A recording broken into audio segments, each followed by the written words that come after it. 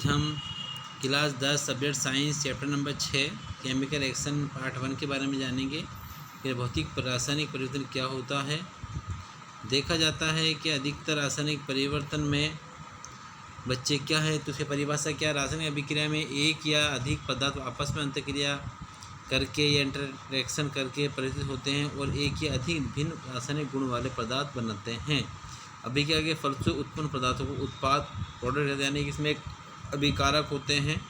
दो अभिकारक आपस में क्रिया करके एक उत्पाद का निर्माण करते हैं और वो उत्पाद आगे जाके एक प्रोडक्ट का निर्माण करता है।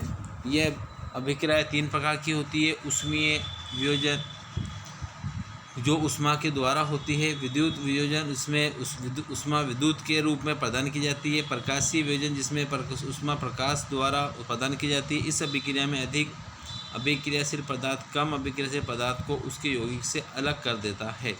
इस प्रकार से ये अभिक्रियाएं चलती रहती हैं। ये देख रहे हैं अपन कि अभिकारक C6H8O + 3NaOH जो Na2C6H5O1 + 3H2O का निर्माण करता है। यह डायग्राम इस प्रकार से रासायनिक अभिक्रिया के प्रकार के बारे में बताया गया है, जिससे हम समझ सकते हैं रासायनिक अभिक्रिया क्या होती है। आगे देखें रासायनिक अभिक्रिया कितने प्रकार की है, इसको ध्यान से पढ़ें।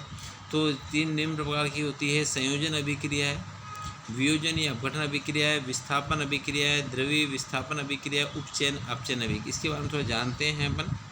संयोजन अभिक्रिया वह अभिक्रिया जिसमें 2 या 2 से अधिक पदार्थों को जोड़ा जाता है और एक नए पदार्थ का निर्माण होता है।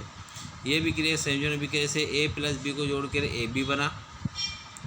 वियोजन या अपघटन अभिक्रिया इसमें एक पदार्थ टूटकर 2 नए पदार्थों का निर्माण करता है। अपघटन या वियोजन मतलब होता है टूटना, जैसे HCl टूट के H + Cl में अलग अलग भागों में बट गया, CO2 टूट कर C + O2 में बट गया, H2 टूट के H + H में बट गया।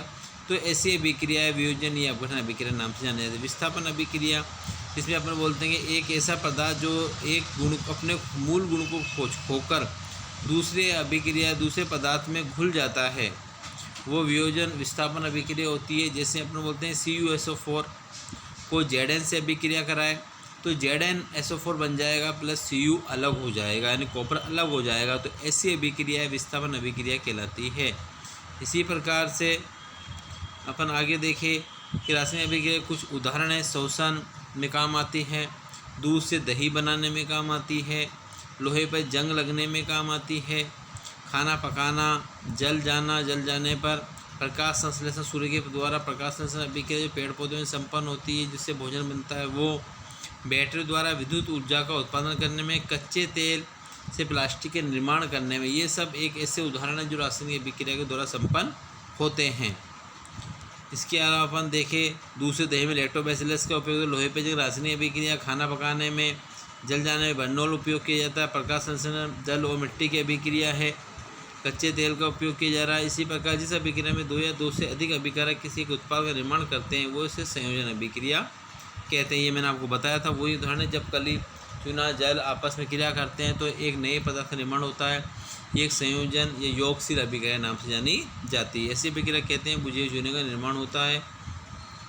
इसी प्रकार से विस्थापन अभिक्रिया जब किसी क्रम प्रतिक्रियाशील धातु का साल्ट किसी अधिक प्रतिक्रियाशील धातु से अभिक्रिया करता है तो अधिक प्रतिक्रियाशील धातु उस लवण में से कम प्रतिक्रियाशील धातु को विस्थापित कर देता है।